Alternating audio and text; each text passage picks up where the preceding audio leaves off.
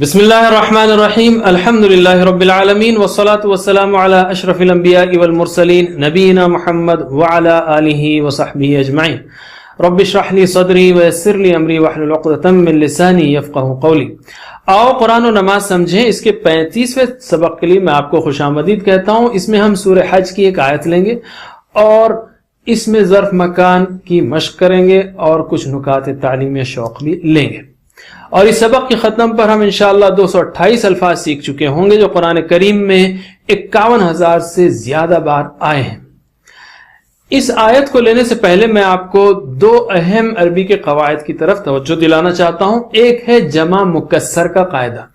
جمع مکسر یعنی ٹوٹی ہوئی جمع، کسرہ یعنی اس نے توڑا، مکسر توڑنے والا، مکسر جس کو توڑا گیا، ٹھیک ہے۔ سبح مسبح مسبح، کسرہ مکسر مکسر، تو جمع مکسر یعنی ٹوٹی ہوئی جمع۔ ٹوٹی ہوئی جمع سے مراد کیا ہے؟ یعنی وہ جمع جو اون اور این کو چھوڑ کر بنے۔ مسلم کی جمع کیا ہے؟ مسلمون مسلمین، کافر کی کافرون کافرین۔ تو جو جمع اون این سے نہیں بنتی اس کو جمع مکسر کہتے ہیں۔ جیسے ولد کا مطلب بیٹا، ولد کی جمع کیا ہے؟ ولدون ولدین نہیں ہے، اولاد ہے، یہ ٹوٹی ہوئی جمع ہے۔ بیت کی جمع کیا ہے؟ بیتون بیتین نہیں ہے، بیوت ہے۔ اب اردو کا ایک جملہ لیجئے، وہ ہے میری اولاد پڑھتی ہے۔ میرے اولاد پڑھتے ہیں نہیں بولیں گے آپ، کیا بولیں گے؟ میری اولاد پڑھتی ہے۔ اس پہ غور کیجئے، ولد کی جمع اولاد ہے، جمع ہونے کے باوجود اردو میں ہم اس جملے میں اولاد کے ساتھ واحد مؤنث کا صیغہ استعمال کرتے ہیں، پڑھتی ہے، پڑھتے ہیں نہیں، پڑھتی ہے۔ تو اولاد پڑھتی ہے، یہ رول جو ہے عربی میں ہر جمع مکسر کے ساتھ ہے۔ ولد کی جمع اولاد ہے، بیت کی جمع بیوت ہے، جبل یعنی پہاڑ اس کی جمع جبال، قلب یعنی دل، قلب کی جمع قلوب، اردو کا بھی لفظ ہے قلوب، قلبون قلبین نہیں قلوب۔ اذن کا مطلب ہے کان، اذن کی جمع آذان، اور بصر یعنی بصارت یا آنکھ اس کی جمع ابصار، بصرون بصرین نہیں ہے۔ تو اولاد پڑھتی ہے، اولاد پڑھتی ہے، تو اس جو ہے جملے کو یا اس قاعدے کو آپ آگے بڑھاتے جائیے۔ اولاد پڑھتی ہے، بیوت اچھی ہے، جبال اونچی ہے، قلوب سوچتی ہے، آذان سنتی ہے، ابصار دیکھتی ہے۔ سمجھ میں آیا؟ یہ جو واحد مؤنث ہے سب پہ اپلائی کرنا ہے۔ اور اردو میں جو اگر ہم کہیں کالی بھیڑ موجود ہے، یعنی آپ بولیں گے یار عربی کا عجیب قاعدہ ہے، جمع کی جو ہے واحد مؤنث کیسے چلتی ہے؟ تو ہم کہیں گے یہ کالی بھیڑ، اگر آپ اس کو کالی بھیڑ سمجھے تو اردو میں بھی موجود ہے۔ یہ اولاد پڑھتی ہے تو اب سب پر وہی ہم کو قاعدہ لگانا ہے۔ بیوت اچھی ہے، جبال اونچی ہے، قلوب سوچتی ہے، آذان سنتی ہے، ابصار دیکھتی ہے۔ اور صدور یعنی سینے، صدور مثلا اچھی ہے یا صدور سوچتی ہے یا صدور، بہرحال صدور بھی واحد مؤنث ہے، ٹھیک ہے۔ ایک اور طریقے سے ہم اس کو یوں یاد رکھ سکتے ہیں کہ جمع مکسر نے اون اور این کا قاعدہ توڑا ہے۔ اس قاعدے کو اس نے توڑا ہے، اس لفظ نے، تو اس لفظ کو ایسی سزا ملی کہ اس کی مردانگی ختم ہو گئی، وہ واحد مؤنث بن کے رہ گیا۔ آپ اس طرح سے بھی یاد رکھ سکتے ہیں کہ اس کو ایسی سزا ملی کہ اس کی مردانگی ختم ہو گئی اور اس کو واحد مؤنث بن کر رہ گیا۔ آئندہ سے قاعدے نہیں توڑنا، اس لیے قاعدوں کا لحاظ کیجیے، ٹھیک ہے۔ آگے چلتے ہیں ہم۔ یہ تھا ایک قاعدہ۔ دوسرا قاعدہ ہے وہ ہتھوڑی اور چھری والا۔ یہ بھی بہت دلچسپ ہے، اور ہتھوڑی کا تو ہم نے پچھلی بار دیکھا۔ یہ ہتھوڑی اور چھری اب گرامیٹیکلی قواعد کے اعتبار سے حروف ناصبہ حروف جازمہ وہ جو ہے مشکل ہوگا ہضم کرنا، بعد میں سیکھیے آپ، لیکن یہاں پر ہتھوڑی اور چھری یاد رکھیے۔ ہتھوڑی یہ صرف فعل مضارع کو لگتی ہے، ہتھوڑی اور چھری فعل مضارع کو لگتی ہے۔ یفعلوا یفعلون، تفعلوا تفعلون، افعلوا نفعلوا، اور ادھر بھی جیسے تفعلوا یفعلنا وغیرہ، لیکن اس کو یاد رکھیے فی الوقت۔ یفعلوا یفعلون، تفعلوا تفعلون، افعلوا نفعلوا، تو آپ کو پکا یاد ہے۔ ہتھوڑی کب لگتی ہے؟ جب ان یفعلوا یفعلون اس کے سامنے ان یا لن یا فا آئے، جیسا آگے دیکھیں گے ہم، ایک خاص فا یا لی آئے، تو یہ پیش جو یفعلو کا ہے نا یہ چپک کر آ ہو جاتا ہے, یہ یفعلون کا نون ہے وہ چپک کر الف ہو جاتا ہے. تو اس کی پریکٹس کیجئے. ان یفعل, ان یفعلو, ان تفعل, ان تفعلو, ان افعل, ان نفعل. تو کیا دیکھا ہم نے؟ یفعلو, یفعلون, تفعلو, تفعلون, افعلو, نفعلو. تو او جتنے تھے وہ آ ہو گئے اور اونا جو تھے وہ او ہو گئے. بس اتنا ہی چینج ہے. ایک بار بہت گھبرانے کی ضرورت نہیں, بہت سمپل بات ہے. یہ آ ہو گیا بس اینڈنگ میں, اس کو یاد رکھیے. اور پچھلی دعا میں ہم نے یہ اس کو کیا تھا کہ اللہم انی اعوذ بک ان اضل او اضل او ازل او ازل. آ رہا تھا آخری میں, یہ اسی ان کی وجہ سے. تو ایک بار اور, ان یفعل, ان یفعلو, ان تفعل, ان تفعلو, ان افعل, ان نفعل. اور دوسرا رول ہے چھری کا. چھری, یہ لم اور لما اور شرط کے الفاظ جب سامنے آتے ہیں تو گویا یہ پیش جو ہے نا یفعلو, اس کے اوپر ایسی چھری لگتی ہے کہ اس کا پیش کٹ کے جزم رہ جاتا ہے, اور نون کو بھی ایسی چھری لگتی ہے کہ نون ہی اڑ جاتا ہے. تو یہ یفعل, یفعلو, تفعل, تفعلو, افعل, نفعل. بس اتنا ہی ہے, بہت گھبرانے کی ضرورت نہیں, بہت سمپل بات ہے. تو ایک بار پریکٹس کریے. لم یفعل, لم یفعل, لم یفعلو, لم یفعلو, لم تفعل, لم تفعل, لم تفعلو, لم تفعلو, لم افعل, لم افعل, لم نفعل, لم نفعل. بس اتنا ہی ہے, اس کو یاد رکھیے. ہتھوڑی جو آ کر دیتی ہے اور چھری جو ال یعنی جزم کر دیتی ہے یفعل, اور نون کو بھی اڑاتی ہے یہاں پہ یفعلو, تفعل, تفعلو, افعل, نفعل. اب ہم لیتے ہیں اس آیت کو جس میں دونوں قاعدے آپ دیکھ سکتے ہیں. اعوذ باللہ من الشیطان الرجیم. افلم یسیروا فی الارض فتکون لهم قلوب یعقلون بها او آذان یسمعون بها. کیا وہ چلتے پھرتے نہیں زمین میں جو ہو جاتے ان کے دل سمجھنے لگتے ان سے. ہم اس کو تشریح کرتے ہیں. افلم یسیروا فی الارض, کیا وہ چلے پھرے نہیں زمین میں. اس کو لیتے ہیں پہلے. آ کا مطلب ہے کیا, ف کا مطلب ہے پس, لم یعنی نہیں, یسیرو سارا مطلب چلا, یسیرو چلتا ہے, یسیرونا چلتے ہیں.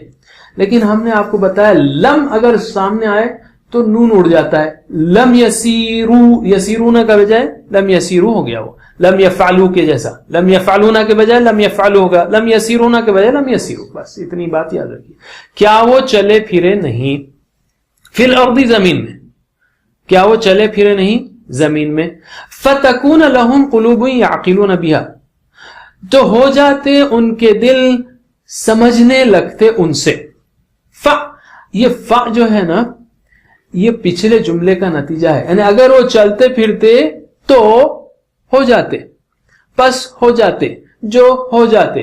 تو یہ جو فا ہے نا یہ بھی ہتھوڑی کا کام کر رہا ہے. فتکونو, تکونو کے بجائے تکونا ہو گیا ہے, تکونا ہو گیا. بس یکونو, یکونونا, تکونو, تکونونا, اکونو, نکونو کی بجائے یہ فا اگر ایسا ہے نتیجے والا تو فیکونا, فیکونو, فتکونا, فتکونو, فاکونا, فنکونا. تو یہاں فتکونا ہو گیا, جو ہو جاتے. لہم ان کے.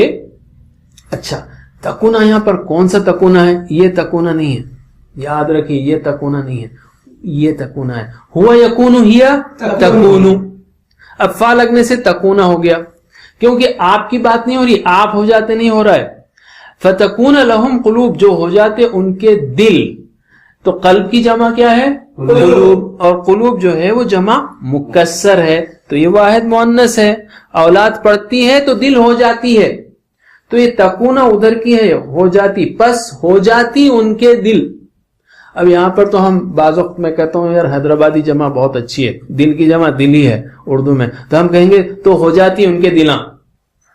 تو اس طرح بھی آپ یاد رکھ سکتے ہیں. بہرحال جو ہو جاتے ان کے دل, یہاں ہو جاتی, یہاں ہو جاتی ہے, وہ تکونا ادھر کے لیے ہے, ہو جاتی ان کے دلاں, جو ہو جاتے ان کے دل. یعقلون بہا, یعقلون بہا یعنی ان دلوں سے وہ سمجھتے. بہا, ہا کون ہے یہاں پر, کون سی مؤنث ہے؟ ہا اصل میں اسی دلوں کی طرف اشارہ ہے, دلوں کی طرف, کیونکہ دل یا دلاں جو ہے وہ واحد مؤنث ہے. ٹھیک ہے, کہ سمجھنے لگتے ان سے. قلب کی جمع قلوب ہے اور یہ قلبون قلبی نہیں ہے، جمع مکسر ہے. او آذان یسمعون بہا.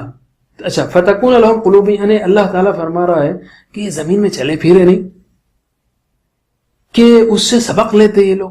یعنی یہ لوگ سفر کرتے رہتے ہیں اور جو بستیاں تباہ ہوئیں ان کے آثار بھی دیکھتے ہیں مگر اس سے سبق نہیں لیتے. آج کل بھی پرانے قلعوں میوزیم میں اس بات کو زیادہ بیان کیا جاتا ہے کہ وہ لوگ کیا کھاتے تھے، کیا پہنتے تھے، ان کے آرٹ کے نمونے کیا تھے، مگر یہ نہیں دیکھا جاتا کہ انہوں نے اللہ کی بات مانی یا نہیں، نیکیاں یا بدکاری کرتے رہے اور اسی وجہ سے وہ برباد ہوئے، زوال آیا ان پر. یہ نہیں دیکھتے ہم. اس نیت سے ہم کو سفر کرنا یا تاریخ کا مطالعہ کرنا چاہیے. سفر میں انسان کو زمین میں پھیلی ہوئی مختلف نشانیاں بھی دیکھنے ملتی ہیں، جیسے جنگل، پہاڑ، دریا، سمندر، طرح طرح کے جانور، پودے، پھول وغیرہ.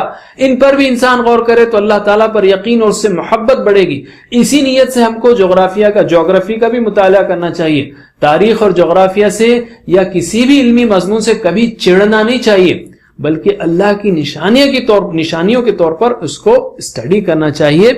اس سے ایمان بھی بڑھے گا اور انشاءاللہ کامیابی بھی ملے گی.